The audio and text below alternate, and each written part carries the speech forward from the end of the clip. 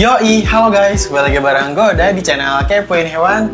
Dan untuk di video kali ini kita akan mencoba untuk memberikan makan ikan-ikan predator gua dengan menggunakan udang beku. Jadi bisa lihat di sini guys, di sini gua udah bawa wadah yang isinya udang beku. Sebenarnya udang bekunya udah agak mencair ya.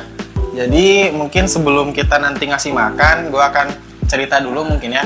Apa sih gitu kan, kenapa gitu kan gue pakai udang beku, terus juga kayak hambatannya, kendalanya, atau misalkan apa-apa aja gitu kan yang diperlukan, atau misalkan cara ngasihnya seperti apa, atau mungkin baik atau enggak gitu kan. Gue bakal cerita dulu berdasarkan komentar-komentar kalian di video gue sebelumnya yang soal gue ngasih udang beku ke ikan-ikan predator gue, kayak gitu guys. Di video itu tuh banyak yang lumayan komen sih kayak, bang itu salah, lo ilmu dari mana gitu kan, kalau udang dibekuin itu bakterinya nggak mati gitu.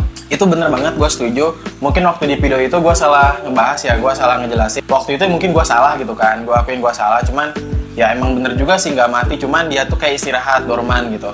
Tapi nggak tahu juga ya guys, mungkin ada juga bakteri yang emang dia dalam suhu yang beku, dalam suhu yang dingin itu ya dia mati, itu ada juga gitu guys. Karena kan ya bakteri di dunia ini ya jutaan, miliaran gitu. Kita nggak tahu mereka karakternya masing-masing kayak gimana, dan gua pun sendiri ya belum ngantongin info gitu loh. Bakteri yang ada di di udang itu kayak gimana kan gua nggak tahu gitu. Jadi kalau menurut gua bisa jadi ya mati bakterinya, atau ya bisa jadi emang kayak istirahat atau dormansi gitu. Kalau misalkan dia nggak dibekuin lagi di suhu ruang kayak gini, dia kayak hidup lagi, itu bisa aja guys kayak gitu. Cuman kan nggak tahu itu bakteri apa gitu kan yang hidup lagi dan ada di udang tuh seperti apa, kan gua nggak tahu juga gitu. Mungkin kayak gitu tanggapannya. Terus juga ada yang nanya nih, ada yang juga nanya kayak, bang itu kepala udangnya dibersihin dulu gak gitu. Ada yang nanya kayak gitu sih. Kan di udang ini tuh dia, bentar gua akan tunjukin. Di udang ini dia kan ada kepalanya ya guys, ada yang kerasnya gitu. Gue akan tunjukin. Nah ini kepala udang, kelihatan gak sih, fokus gak sih? Nah ini kan kepala udang nih. Katanya banyak yang nanya kan kepalanya diituin apa enggak, karena kepalanya di sini dia cukup keras dan cukup tajam. Jadi di sini bisa dilihat ada yang tajamnya. Nah kelihatan gak sih? Kelihatan gak sih? Ada yang tajamnya. Nah di sini ada yang tajamnya. Nah itu kalau gue caranya, si kepalanya itu nggak dibuang, cuman yang tajamnya tadi gue patahin gitu guys. Jadi gue patahin si tajamnya, truk kayak gitu. Dan udah gue gue belah-belah gitu. Biasanya gue bagi 3 sih, 1, 2, 3, jadi ada 3 potong tuh. Ekor, badan, sama kepalanya kayak gitu guys. Biasanya gue ngasihnya kayak gitu sih. Jadi nggak gue buang si kepalanya karena sayang gitu kan. Tapi yang tajamnya gue patahin gitu biar nggak melukai si ikan lah, kurang lebih kayak gitu guys.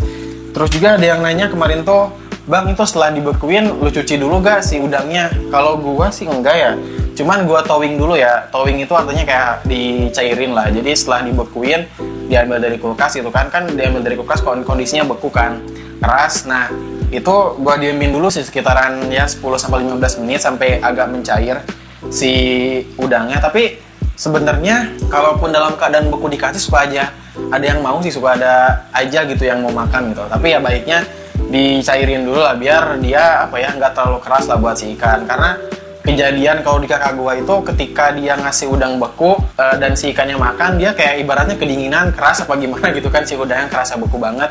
Jadinya ya itu maksudnya lebih baik dicairin dulu gitu.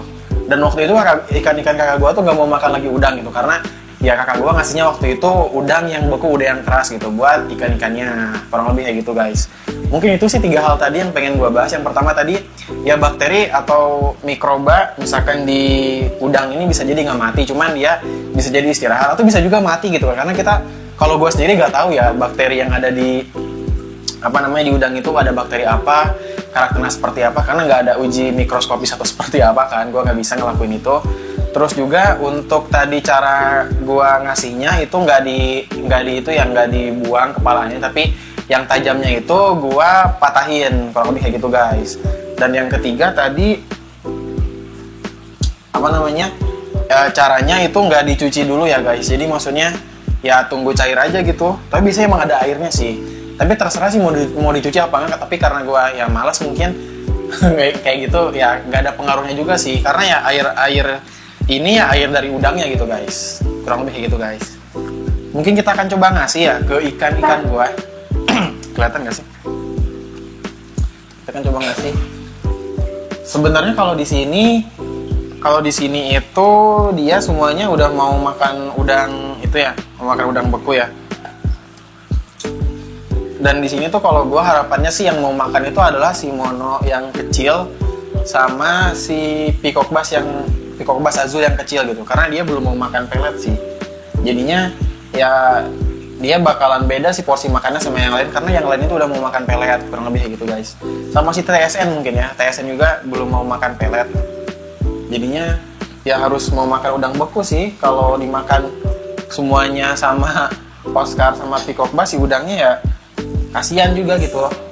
Jadi ya harus si peacock bass azul ini yang makan sih, kalau nggak sama si TSN gitu. Kelihatan nggak sih? Mungkin agak deket ya.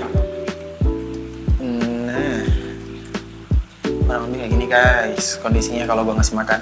Sejauh ini emang gue pakan utamanya adalah udang beku ya guys. Jadi ya gue udang beku aja. Kalau pelet yang gue jelasin sebelumnya itu biasanya ya selingan aja sih kalau misalkan ya udang beku nggak ada, atau misalkan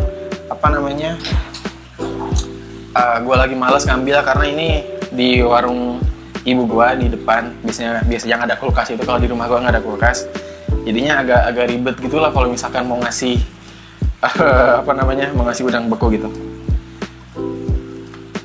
Ini sekitaran 3 hari sekali sih gue kasih sih, jadi nggak gue kasih tiap hari juga gitu ya. Untuk cemilannya kayak tadi pelet-pelet gitu, pelet Sunkoi spirulina, kalau nggak Hikari spirulina, kalau nggak pelet takari untuk ikan-ikan Oscar, mereka mau makan juga gitu.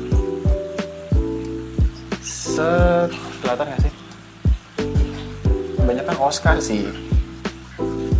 Gue tuh pengen yang bisa mau makan itu si TSN sih, karena TSN dia kasihan gitu loh. Mungkin nanti di luar video ya, karena agak susah sih kalau masuk video gitu buat TSN. Nah ini ya guys udangnya. Nah ini biasanya yang ininya, yang tajamnya itu biasanya gue patahin lah gitu. Jadi ini video lanjutan yang kemarin ya, dan gue menjawab waktu itu pertanyaan yang 3 tadi, dan tanggapan gue seperti itu sih. Dan waktu itu katanya videonya agak kemana-mana, agak ngelantur, videonya agak jelas, katanya banyak yang gitu sih. Ya gue akuin sih, sampai sekarang pun video gue ya belum bagus, masih jelek gitu. Jadi gue biasanya dibagi 3 sih. Jadi ya kita bareng-bareng aja sekarang, kita kasih makan. Wow, azul ya, peacock bass azul. Ini firasat gue sih azul singo sih ini sih, tapi nggak tahu juga sih, nggak tahu lah. Waktu itu emang gue dikatain singo sama selotnya sih.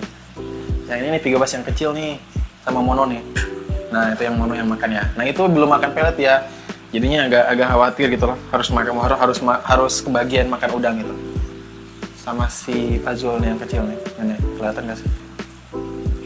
Itu tuh yang makan dia yang kecil. Nah itu peacock bass azul gue juga belum mau makan pelet gitu. Mungkin gitu guys. Biasanya gue agak banyak sih, sekenyangnya mereka sih, tapi nggak juga sih. Ya secukupnya lah, jangan terlalu kenyang juga.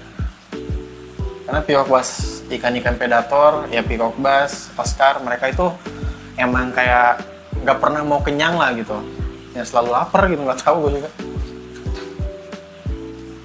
Tuh Oscar tuh rakus banget ya. Gue pengennya TSN sih, ini TSN nih di pojok. Ini kan satu nih gede-gede nih. Lah nggak gede-gede sih ya, lumayan lah. Biasanya gue potong-potong lagi biar ya banyak, biar kebagian semua gitu loh. Karena di sini agak susah sih gue nyari udang gitu. Harus ada effort lebih lah buat beli. Harusnya agak banyak sih. Bentar.